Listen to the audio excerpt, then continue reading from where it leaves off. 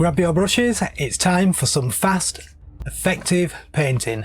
Today we're tackling a Moria orc using Speedpaint. Let's get this orc on the table. Now if you're new to Speedpaint, it's a highly pigmented transparent paint that flows into the recesses and creates natural contrast on your miniature. I undercoat the model in black, then spray grey at a 45-degree angle to catch the main details, followed by a top-down white spray of the brightest highlights. This gives us a perfect foundation for Speedpaint. Let's get started, on to the painting. We'll begin with forest green for the skin. When planning a paint job, I like to work from the inside out. Think of it as layers. We start with the skin, then the underclothes, then armour, and finally leather or any other outer details. Also try to avoid painting directly next to a section that's still wet. That helps prevent paints from bleeding together. For now, I'm avoiding the eyes and teeth. We'll pick those out later.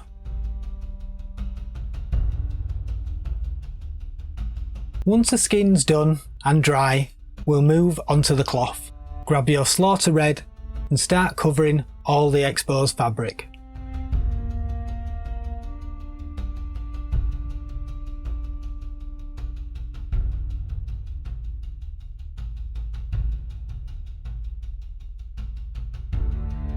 Then apply some green black for the hair.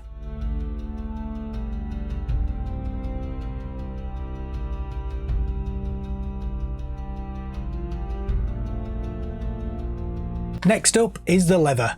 I'm using Desolate Brown for the straps on his boots and the padding under the armour on his arms. It's a great dirty looking brown, perfect for orcs.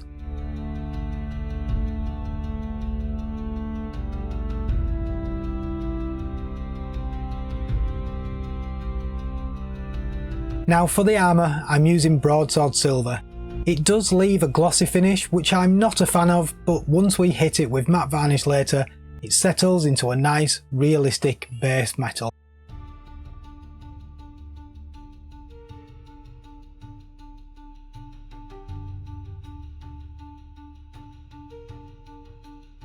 For the eyes, I'm using Zealot Yellow.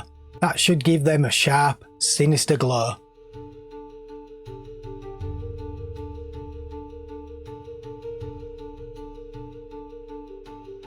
Now that everything underneath is painted, we can glue on the shield.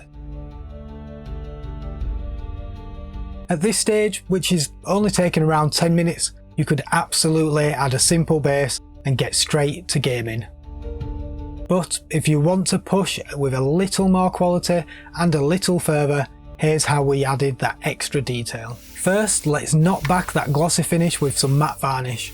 I'm using an airbrush, but Ultra Matte from AK works really well with a brush. Personally, I love the matte look. I think it really helps Speedpaint shine by removing those distracting reflections. To dirty things up and add a little more depth, I'm going to give the whole model a wash with Agrax Earthshade. This not only deepens the recesses, but it gives the orc a much grittier, realistic finish.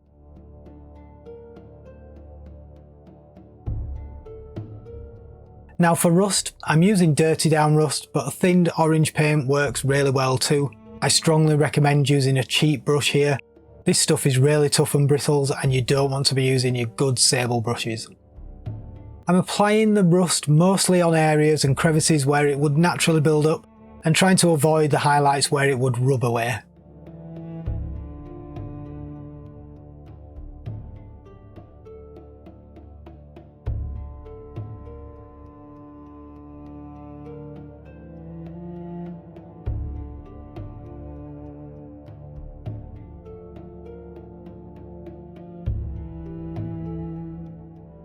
To seal that in, give it another layer of matte varnish.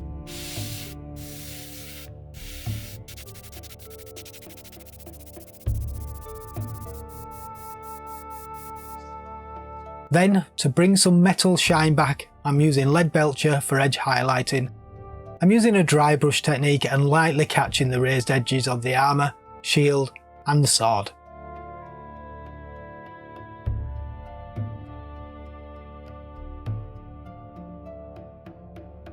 I've also been working on some Moria themed texture rollers for basing.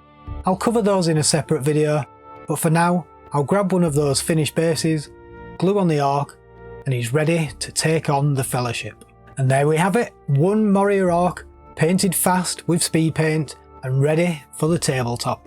With just a bit of prep and some focus steps, you can get great results in no time. If you found this helpful, please feel free to subscribe and like. There's plenty more Middle-earth content on the way. And a huge thank you to my patrons for your continued support as I try to grow this channel and bring more tutorials to the amazing Middle-earth community. Let me know in the comments what you think about this Moria orc. Until next time, happy painting.